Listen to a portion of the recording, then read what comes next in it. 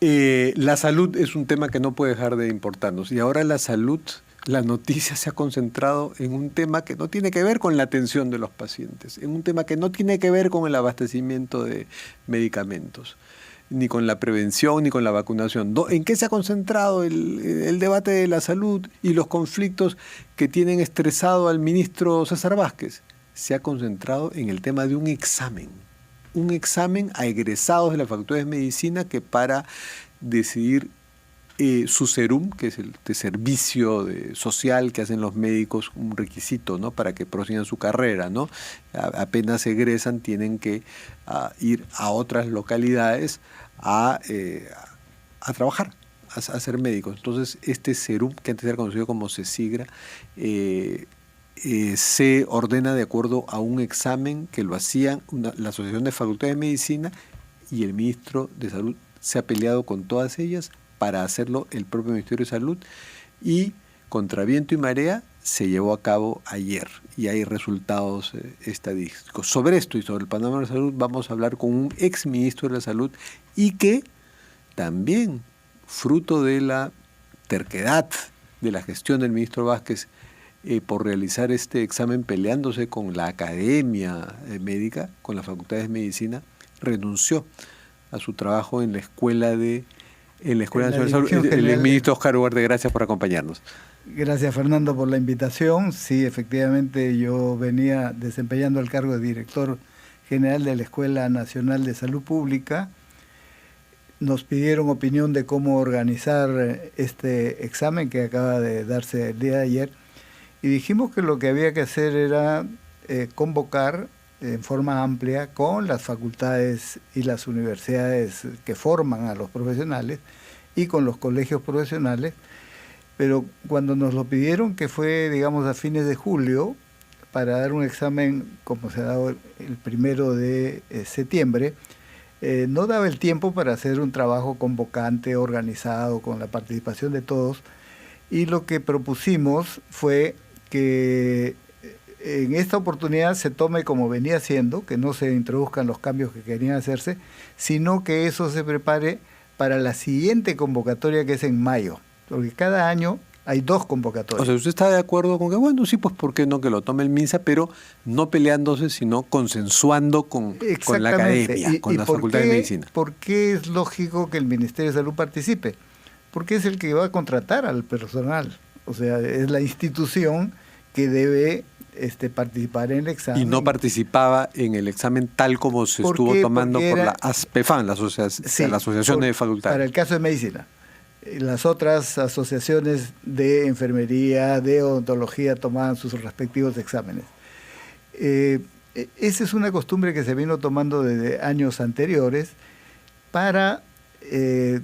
inicialmente era para tener una percepción de cómo va la formación de los estudiantes, y por eso se tomaba siendo internos, antes de titularse.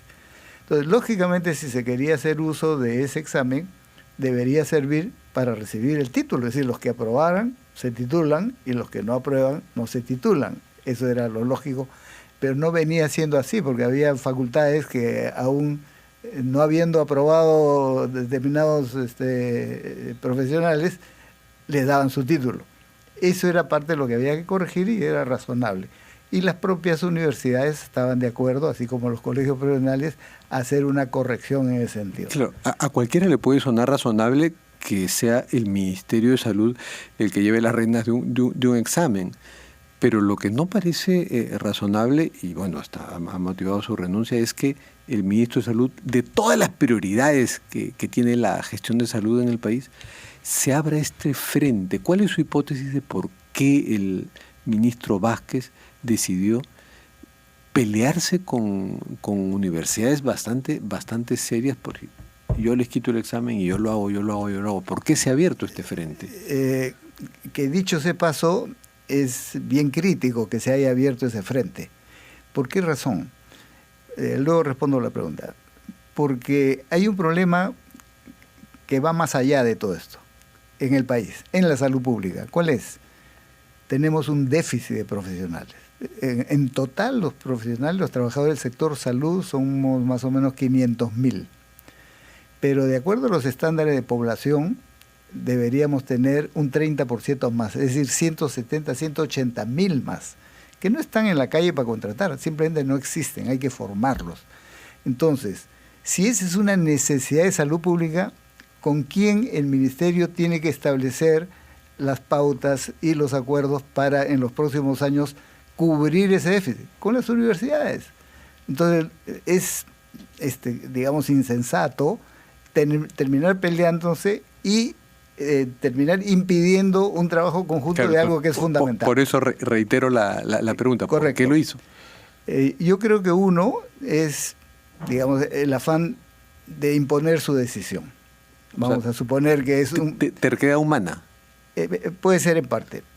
Lo otro que queda a juicio de la interpretación es que se quiere favorecer a determinadas universidades que no están dando la talla. A la Universidad César Vallejo, que hay toda una teoría al respecto. Y hay un artículo en el boletín Acta Médica del Colegio Médico, sí, claro, que sí hizo una estadística y no quedaba. Ese es un trabajo interesante porque no es cualquier estudio, es un estudio que se hizo desde el 2009 al 2019, porque este problema viene de atrás. Y ahí se comprobó que los más o menos, hablando de medicina, los un poquito más de 30.000 médicos que se titularon durante esos 10 años, aproximadamente el 35% no había aprobado el examen. Entonces, lógicamente, no solo en estos años, sino ya anteriormente se estaba titulando profesionales que no habían aprobado el examen. Eso había que corregir. Entonces, es lógico que el ministerio, que tiene la conducción del sistema y que va a contratar, se interese en que eso lo haga. Pero tiene que hacerlo. Me estaba diciendo que entonces entre ese 35 que no había aprobado, había una proporción grande de egresados de la Universidad César Vallejo. Entre otras, ¿no? Porque fundada por el líder de la Alianza para el Progreso. Sin duda. Pero lo que quiero decir es que hay más o menos cerca de 40 facultades de medicina. Entonces, no es solo la Universidad César Vallejo, hay varias que tienen una formación cuestionable, deficiente, digamos. Y eso tiene una solución diferente. ¿Cuál es? Lo hemos planteado también anteriormente. Así como había un proceso de licenciamiento de universidades, y las que no pasaban se cerraban, se inició con la SUNEDU anterior, digamos así, un proceso de licenciamiento de las facultades de medicina. De tal manera que la que no da la talla, no pasa pues y se cierra, ¿no es cierto? No puede seguir formando médicos. Ese médicos. Proceso incluso antecede a la SUNEDU.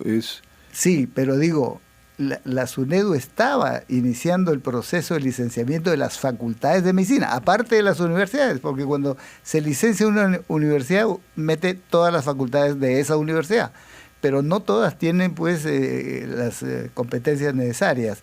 Entonces, era necesario, y la SUNEDU así lo planteó, que se licencie facultad por facultad de medicina. Eso ha quedado trunco. Y lo que hay que hacer es que SUNEDU reinicie el proceso, porque ahí se va a ver quiénes pasan y quiénes no pasan.